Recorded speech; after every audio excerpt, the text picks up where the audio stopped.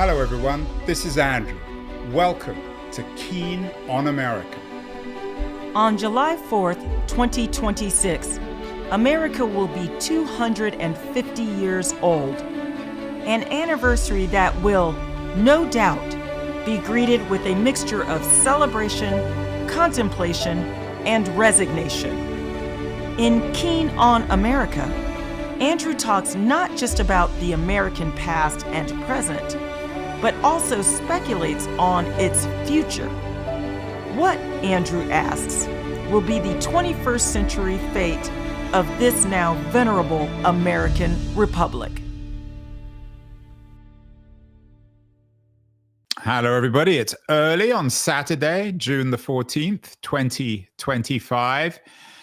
In the United States, it's no King's Day. In America, we don't do kings. National demonstrations all over the country, all focused on the current administration in the United States. The real question, though, is what people are demonstrating about. We've done a number of shows on what Trump is and isn't. According to John Roush, who was on the show earlier this week, Trump isn't a fascist. He's what Roush describes as a postmodern patrimonialist. Not everyone agrees. We also had Deborah Baker on the show. She has a wonderful new book out called Charlottesville, An American Story, and she identifies what's happening now in America as what happened in Charlottesville in 2017 as American fascism. My guest today on the show is all too familiar with fascism and anti-fascism. Mark Bray is the author of Antifa, the Anti-Fascist Handbook, the classic study that came out during the Occupy period of how to resist fascism. The book is a bestseller, been enormously influential. Mark is joining us from New Brunswick in New Jersey. He's a professor of history at Rutgers University. Mark, happy No King's Day. Yeah, thanks for having me. So let's get to the core of this. I'm guessing I know the answer, but are you in John Roush's camp, who doesn't really see Trump as a fascist, or do you agree with Deborah Baker that what's currently happening in America is a form of American fascism? Well, I think that what's happening in America is a form of American fascism, and I think that the MAGA movement is pretty unequivocally fascist.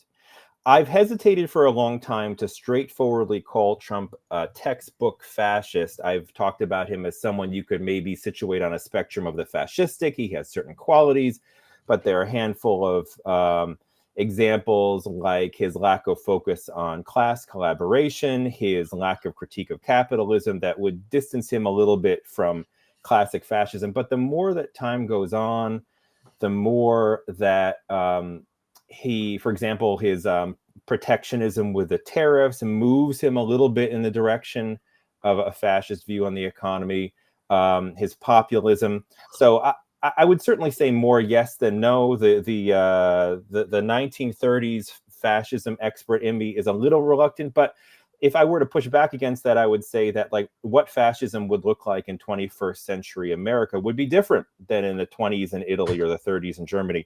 And so to that extent, I would say a lot more yes than no, and I have no problem with people who say yes. So let's get to the etymology of the F word, fascism. Sure. Who invented it? Where did it come from? And what exactly did it mean? Did it mean at the time? And perhaps what should it mean today? Yeah, so fascism as a formal movement developed with Mussolini right after World War I. He was a socialist before he became a fascist, but he became alienated from the socialist movement for a couple of reasons that give us some clues as to what fascism became. He was upset at the anti-war stance of the socialist movement. He wanted Italy to participate actively in World War I. And he was critical of their internationalism. He wanted it to be a nationalist movement. So what he does is he organized what is initially a very small movement of fasci. The term derives from a Roman reference and was actually used not only for right-wingers, but even for left-wingers prior to Mussolini. And he creates what he calls a kind of national syndicalism, what Hitler will later call National Socialism, which is taking certain trace aspects of socialism, its populism, its rejection of capitalism, at least in theory, its focus on creating a popular movement, and it creates this popular foundation for a kind of politics that is ultra-nationalist, is militaristic, that glorifies violence not as a means to an end, but as an end in itself, and aims to destroy the left, and sees itself as a kind of a third alternative between Marxism and capitalism, which the Nazis will portray both as being a quote-unquote Jewish disease. So that's in short what fascism is. The challenge with fascism, though, is that fascists historically would adopt and discard ideas and positions as it suited them.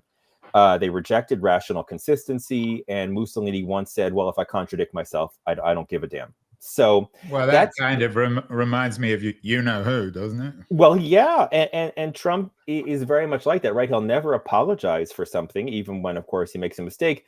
But he doesn't seem to really care. Oh, one day I said one thing, one day I said another. So this book is remarkably prescient, Mark. It came out in 2017. Mm-hmm.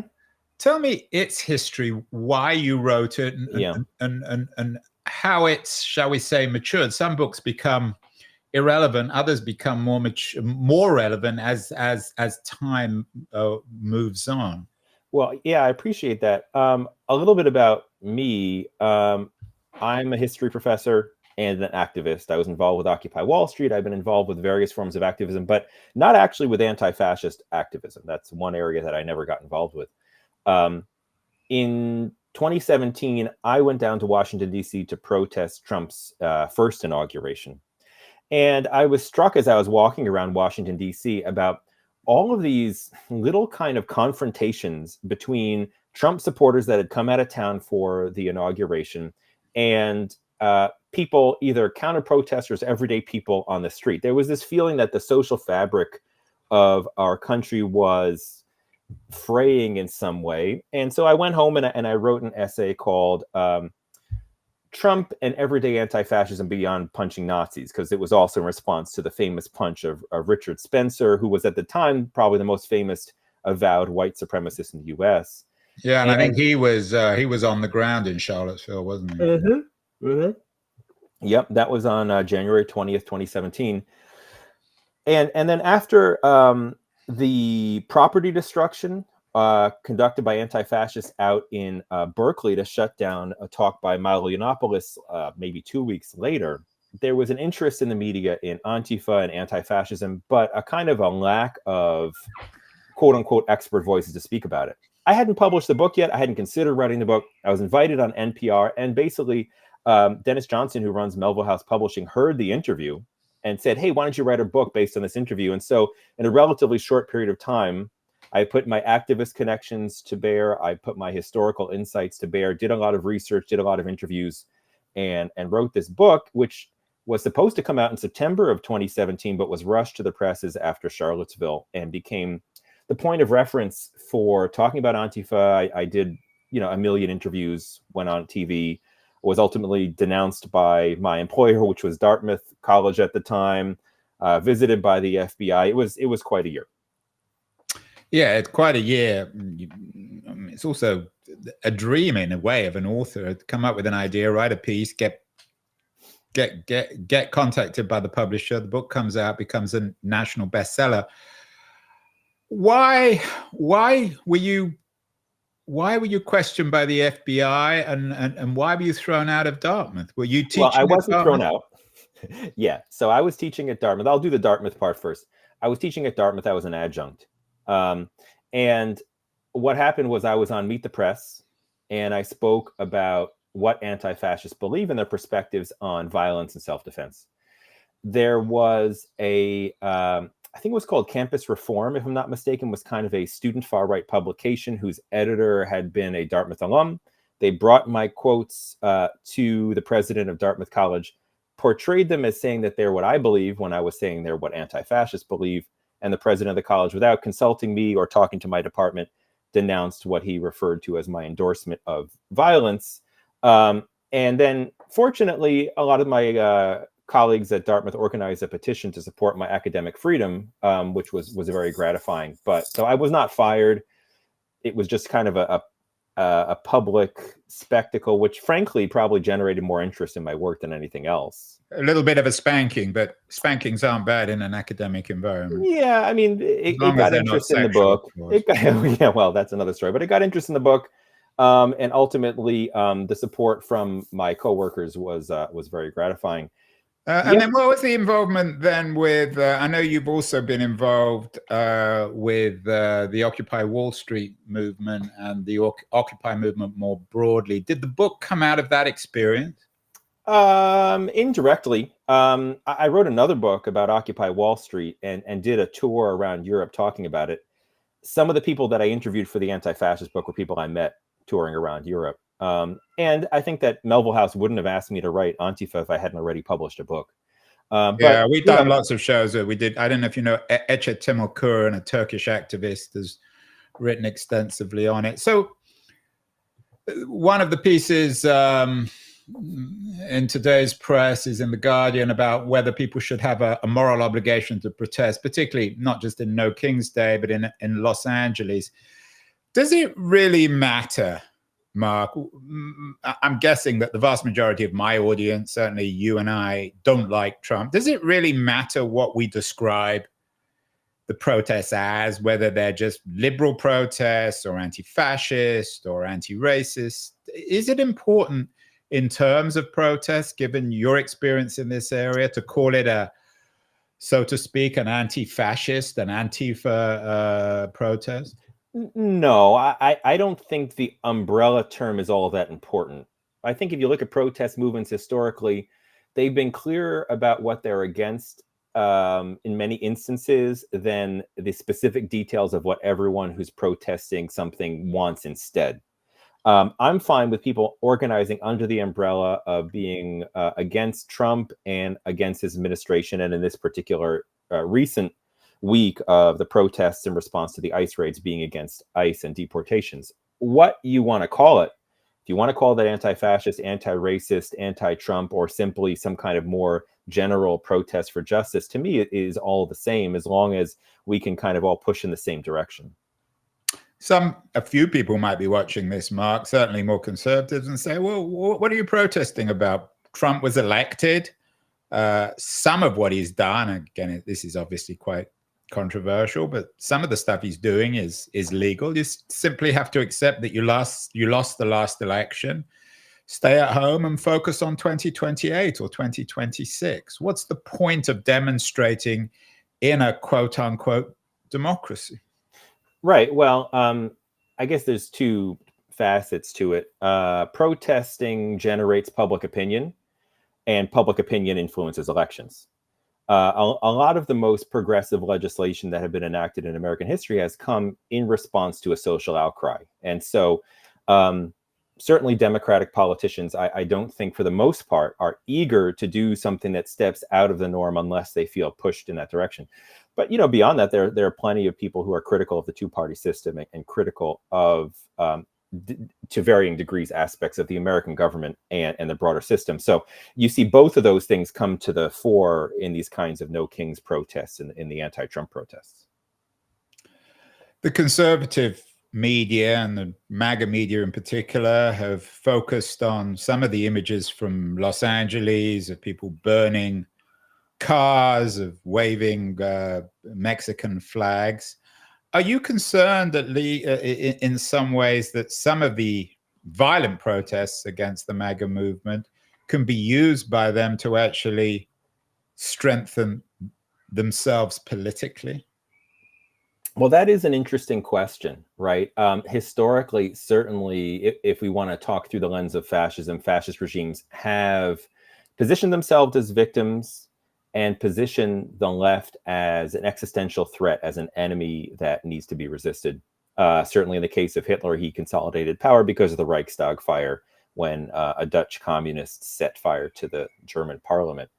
The other side of it, though, is that fascists always depict themselves as victims, whether they are or not, and have no scruples about misinformation. I mean, I even saw online an example of Fox News using an AI-generated image of flames in Los Angeles when there are actual real images of flames that they could have used instead. So I think that the question for me is less how they will use images of resistance, whether they're violent or otherwise, and more how protesters can create enough of a disruption of business as usual to both force the issue into the national conversation, to force people who maybe disagree with protests, but are concerned about the state of the country to grapple with what can be done around deportations or what can be done around whatever the issue may be. And how can protesters make it so that the kind of cost of continuing these policies starts to scare away people from supporting Trump? Because part of the consideration of the Nazis and the fascists back in the day was keeping relatively moderate middle-class people on board. And if things become too crazy, that can be difficult. So I think that essentially making it so that business as usual can't go on is the recipe for thrusting the issue into the national conversation and preventing the agenda from moving on. The alternative to any kind of mass militant protest, of course, is simply letting the right do what they want, which is certainly not a winning strategy. I guess, Mark, it depends on how you think this Trump thing will conclude. I mean, if it is indeed fascism, if it's in any way equivalent to what happened in fascist Italy or certainly in Nazi Germany, then everybody has a moral obligation to get out on the street and even be violent. But if you think that Trump will just slink away in 2028 and that his current administration will eventually get bogged down and just become more Trump nonsense, then perhaps we should just all stay at home and focus on the next set of elections. Well, if you're fine with the gamble, then that's your choice, right? The other question is whether you think the status quo as it is good enough. I'm critical of the status quo as it is, and I'm in no way guaranteeing that the political trajectory we are on will inevitably lead to absolute dictatorship. Hopefully it won't. And I think these protests are an important means of making it clear that the political capital necessary to get there is not to be found. But ultimately, if that's even a question of a possibility, which I think for many people it is, then why not, if not march, at least do something to make clear your displeasure with what's going on? What do you think of the branding of No King's Day? It sounds like Apple Pie Day. I mean, apart from a few bizarre conservatives, Curtis Yarvin, nobody's a monarchist in America. Should these kind of events be a little more pointed? There were some in April that were called hands-off protests. Is the branding important, or is it really just simply more important to get people out on the street? Well, that's kind of the challenge of, if you make it general, you can pull in more people. If you make it more pointed, you maybe have a stronger political message. Certainly there aren't many monarchists in the US, but it's a little bit of a tongue-in-cheek reference to Trump's aspirations for complete power and the comfort he's had at different times with being depicted as a king, and his talk about running again, even though he won't legally be allowed to in the next election. So, it's kind of like a little bit more of a catchy no dictator day, at least as far as I read it. I'm a radical. I'm critical of some of the ways in which certain liberal groups portray the kinds of struggles necessary to resist Trump. But I am happy that there's going to be a big day of protest and that people will be out there saying that this can't go on. As you noted, the history of fascism is the history of European right-wing populism, Mussolini and Hitler. What about in America? How indigenous is whatever Trumpism is in the history of America, and what are the best examples in terms of what America's been through? Deborah Baker in Charlottesville points to a number of periods in American history. We've done a lot of shows on this, obviously the 30s, the exceptionalism, the isolationism of America. What period should we be looking at most, Mark, when we making sense of this in terms of American history? You're a professor of history, so you know this stuff inside out. Yeah, those points are important. For me, I think that you asked before the origins of fascism. I started in the 19 teens, but in a sense, we can stretch this story farther back. There was a famous political theorist named Ami Césaire who argued that Hitlerism was European imperialism and colonialism brought home to the European continent.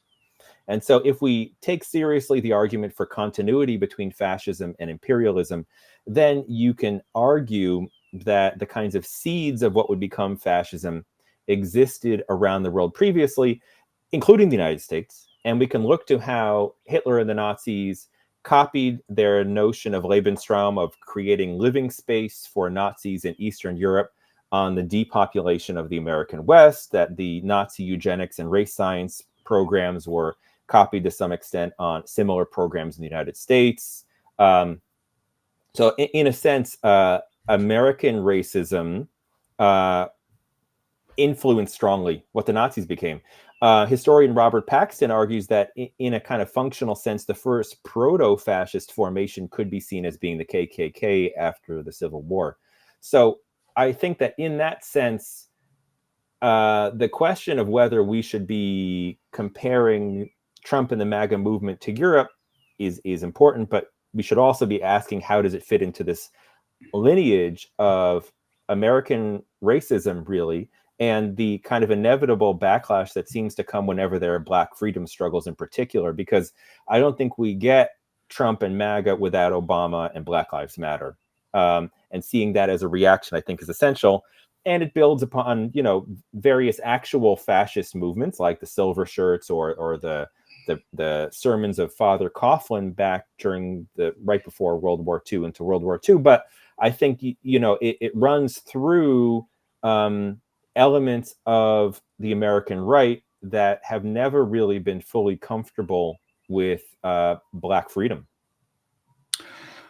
There's the Black freedom, and there's also shall we say, the Jewish issue, or the issue of anti-Semitism. In Charlottesville, Deborah Baker, of course, focuses on the overt Nazi flags at the demonstration. But the MAGA movement is using anti-Semitism in another way to attack the universities and shut down freedom on campus. What do you make of that? It's weirdly ironic that they should be deploying anti-Semitism to actually attack their critics. Right. So the argument, as I'm sure many of your listeners are familiar, is that critique of Israel is anti-Semitic. I'm Jewish and I'm critical of Israel. I'm an anti-Zionist Jew. And there are actually many people in the Palestine movement are anti-Zionist Jews. And let me also say, Mark, that one can be a Zionist and still be critical of Israel. You can be a Zionist and be critical of Israel. You can also be a Zionist and not be Jewish, which is part of the kind of the key to this, which is talking a little bit about Christian Zionism, which is essentially the belief that it is necessary for there to be a Jewish state in the Holy Land as a precondition for the return of Jesus to earth and the coming judgment day, when all Jews will either have to convert to Christianity or will perish in hellfire. Right. So Christian Zionism is anti-Semitic. But ironically, it is these Christian Zionists, particularly in the Trump administration, that are casting aspersions on pro-Palestine activists, many of whom are Jewish, for being anti-Semitic. So it's a kind of twisted circle that allows the Republicans to make use of, frankly, cover created also by plenty of Democrats in critiquing pro-Palestine demonstrations and critiquing universities, which the irony in my context is acute, because back 8 years ago, when my book came out, I was involved in many debates around free speech. And I was told that preventing white supremacists and Nazis from demonstrating on campus was not at all an option, because that would be a violation of free speech. Now, a similar kind of question, right? Speech we don't like on campus, and it's fine to ban all of this Palestine activism. It's hypocritical, and it does real damage to the safety of Jewish people to say that Jewish identity has to be tied up into this state project of Israel, particularly as it's orchestrating a genocide. You mentioned the Black Lives Matter issue. Obviously, America has a unique history of race and racism, slavery, Jim Crow, the civil rights movement. How does that play into the current situation and indeed the history of Antifa in the United States itself? Does that distinguish the US from Italy and Germany and other West European states? Yeah, so in terms of the history of fascism and anti-fascism, I think we can think through an equivalent to fascism developing from the Klan onward. I wouldn't situate it earlier during the era of slavery, because a big part of fascism is this desired return to an imagined past. And in the US, you start to get that once the regime of slavery is destroyed and the Klan wants to return to the past. That kind of militant, paramilitary, populist violence directed against others, in this case, obviously Black people primarily, though not exclusively, is a kind of fascism to which the African-American community organized a response in various ways throughout the following generations. Some by becoming politicians and working through the system. Obviously, we're well familiar with the legacy of nonviolent resistance championed by Martin Luther King and others. And then there were other efforts at self-defense through the NAACP, Deacons of Defense, Black Panthers, Malcolm X, and so forth. That is, I think you could categorize as a kind of Black anti-fascism. A new book came out recently. I believe it's called The Black Anti-Fascism Reader or something along those lines, which makes that argument and traces that history. And I would recommend checking it out for anyone who's interested. So those are the kinds of traditions that I think really animate the most important conversations around fascism and anti-fascism in US history. Granted, in the 20s and 30s, you have struggles against fascists in Italian American communities, in German American communities. Jewish Americans were very active in trying to organize, particularly, for example, against the Nazi rally at Madison Square Garden in the 30s. Antifa itself is a kind of politics that developed in Europe after World War II. And then starting basically in the late 80s into the 90s, American radicals tried to kind of copy what was going on in the UK or Germany.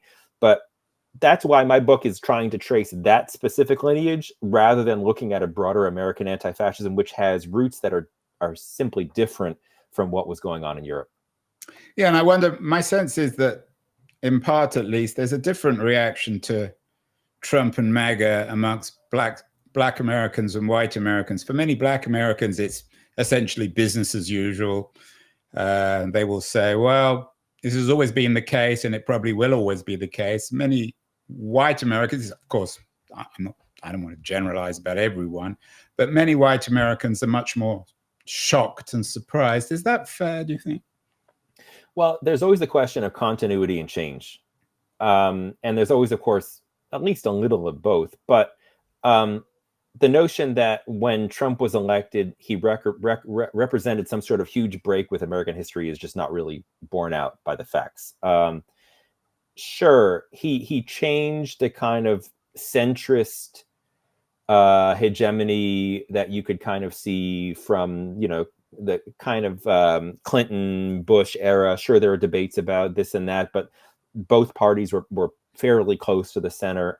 He's broken with that, and he's changed the politics of the Republican Party to be more of an explicitly far-right party in a global sense. We could go on with the changes he's made, but the notion of presenting an explicit denunciation of Black freedom struggles historically, of really trying to erase Black history and rewrite American history to be the kind of triumphalist narrative that conservatives want, is a return to what business as usual politics were before the civil rights movement. So, I wonder in the future when American historians of the United States write about this longer history, will there be a period from the 50s to the present that gets bracketed off as kind of some kind of a civil rights era, and then something different is coming. We have no way of knowing. But I tend to be more sympathetic towards those who emphasize continuity rather than change. One difference between the 1930s and the 2020s is that we have, for better or worse, the internet now. The No King's Day movement has a social media strategy. Some people have been skeptical of the impact of new media, social media, and the internet on all this, suggesting that it's all symbolic and doesn't make any difference, and that it raised expectations about the Occupy movement and even Black Lives Matter. What, in your view, should and is the role of social media and the internet? What could it be used for, and what should we be careful about? Right. Well, Occupy Wall Street, which I was involved with, is an interesting example because it skyrocketed to international popularity much faster than would have ever been possible without the internet. But after a few months of being popular, the kind of natural flows of, social media interest took their toll to the point where it became passe, and then it just kind of plummeted pretty quickly. Live by the sword, die by the sword. And in a sense, it was a sort of a footnote in some ways to the Arab Spring, which experienced that also even more dramatically and tragically. Exactly. And 15M in Spain and other similar movements. So, it grew much faster than it should have and declined much faster than it should have. Previous to that, to the internet era, a movement to get huge would have to work over the course of many years and build a foundation and thereby become more stable and integrate itself more into the everyday life of the people it's trying to organize on behalf. So I think that there is a tendency with the internet for people to look for quick solutions when, getting to know your neighbors or working in communities, there's really no way around that. That having been said, though, I mean, it is a tool. We might as well try to use it. And at the moment, unfortunately, in the social media world, the right is doing a lot better than the left at turning it into a weapon for promoting their vision. So I'm pleased that shows such as yours, but there's a lot of monsters out there using these kinds of platforms for no good. So that's what it is. My real concern, though, is with like deep fake footage and images and videos. What are people going to come to believe over the coming years that's just like absolutely untrue, especially given the right's focus on everything they don't like being fake news? You yourself, you have an X page, but you're much more focused on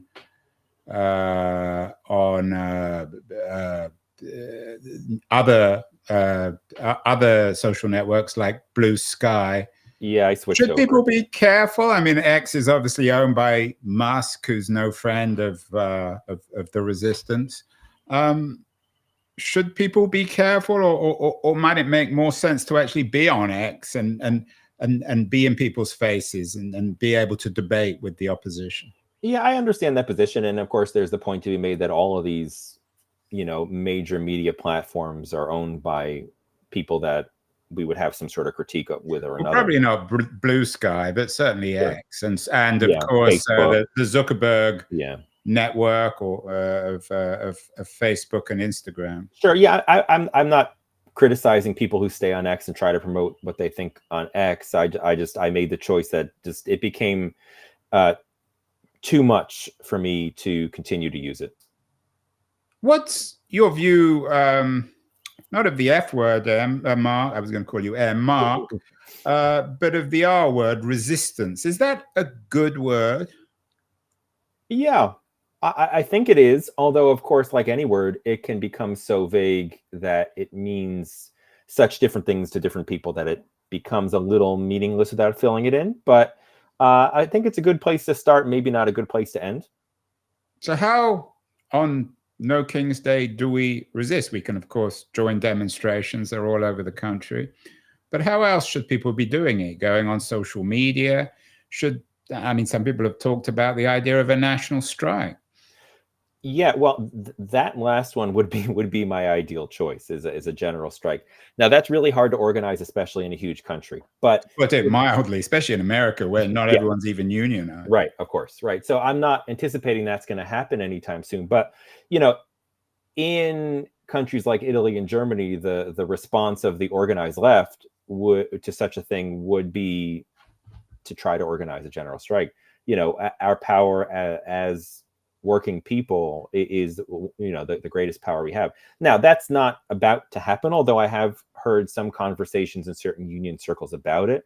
I could imagine maybe in like a city like Los Angeles, a regional general strike that is successful enough to make a point. I could imagine things like that happening, particularly if the militarization of American cities persists.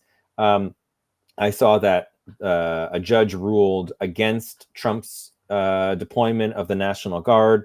I'm not sure how that's going to play out. But yeah, I can imagine a local, a regional kind of general strike.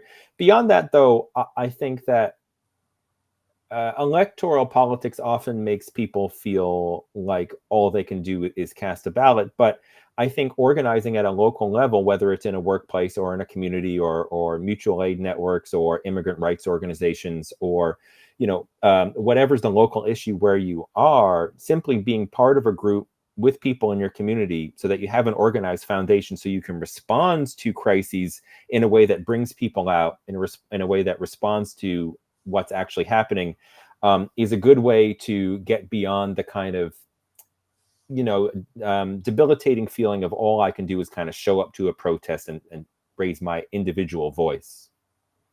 What about the role of violence? When we talk about the resistance, we think of the French resistance to Nazism, the Italian resistance to Mussolini, which was violent. There were, of course, post-war violent movements which saw capitalism as fascism, Baader-Meinhof, the Red Brigades. What's your take, or what do you say about violence in Antifa, the Anti-Fascist Handbook? Is it beyond the pale, or is it acceptable in certain situations? Well, you gave a good lead into it, right? It was used extensively in resistance to fascism in the 20s, 30s, and 40s, even by some afterwards. And so that raises the difficult question of how bad does it have to get for escalation to occur, for violence to occur? What I essentially analyze in the book is the arguments put forward by militant anti-fascists, the people who call themselves Antifa, form groups called Antifa, or sometimes other things, and organize to stop far-right groups. They do that in a variety of ways, but one of them sometimes is showing up and attacking them, right? So physical violence is one of the tools in the toolbox of that kind of politics. And part of the argument, which you sort of suggest, is that if you remove it from the toolbox entirely, it may be too late before you try to put it back in, which is to say, looking at like the 20s and 30s, for example, the European left didn't really treat the specter of fascism with the utmost seriousness on an international level until after Hitler took power. You can see that, for example, with the international brigades in the Spanish Civil War. So it needs to be an option. Reasonable people can disagree about when it should be utilized, whether it should be utilized in this case or the other. But I think it's an option. And fundamentally, since fascists all value violence as an end to itself, they tend to attack people. I've seen some people who monitor far-right circles talking even about far-right groups like the Proud Boys and others planning to attack people today on No King's Day, which I hope comes not to pass. But it is a concern, and being able to defend oneself and individually and collectively is lamentably necessary when organizing against fascism. What about the history of violent resistance in the US in the 60s? The Weathermen, they saw the US administration, particularly in Vietnam, as a kind of fascism. What do you say about violent American resistance, especially in the 1960s? Well, I'm not advocating that anyone dig up the Weather Underground again. But I do think, though... Or the Black Panthers, I assume. Yeah. But I do think, though, like, you know, recognizing that history never actually, despite the saying, literally repeats itself. There are similarities, though. And I think that we can look at the Black freedom struggles of the 60s and 70s and say, okay, there were huge disagreements about violence and nonviolence there. But I think that the general consensus among historians is that both factions of the movement played a role in pushing the American government towards civil rights legislation and towards ameliorating the situation that Black people faced. And today, there are going to be disagreements as well. I don't foresee there ever being unanimity among everyone about how to protest. So ultimately, I think that, we can yell at each other and denounce each other, or just accept that fact that people are going to protest differently and try to find a way to not get in each other's way. So like looking at LA, there were people who set fires, set up barricades, fired fireworks at ICE, presumably in the most case in the interest of stopping ICE raids, which are, not only breaking up families and detaining, mostly undocumented people, but in some cases, even people with papers, but sending them to, by all accounts, horrific conditions in El Salvador and increasingly, apparently, in Guantanamo. So, I see that as a kind of community self-defense, and I take seriously what ICE is trying to do to people whose only crime is not having the papers that the government says they should have. Finally, Mark, on No King's Day, we're talking first thing, so it's hard to know what will happen. But Margaret Sullivan is writing in The Guardian yesterday, suggests that the media is ignoring the growing, or she believes that the media is ignoring the growing resistance to Trump. It'd be interesting to see how New King's Day not only turns out, but how it gets reported. Do you think Sullivan's right? You argued earlier that a lot of the point of resistance is a publicity struggle, an attempt to actually make a statement. So far, how has the media, quote unquote, and of course now that would include new media as well as traditional newspapers, how have they responded? How have they covered the quote unquote resistance to Trump? Well, that kind of ties into our previous conversation, right? The most notable example of resistance they've covered is the flames in Los Angeles. Well, right? Those are dramatic. They're not. Exactly, right? So that kind of shows a little bit of the paradox of the media poo-pooing property destruction and violence, but gravitating towards it and trying to publicize it 24 hours a day. The flip side of that is what we were just talking about, is people standing around holding signs or marching often gets much less coverage than I think it ought to.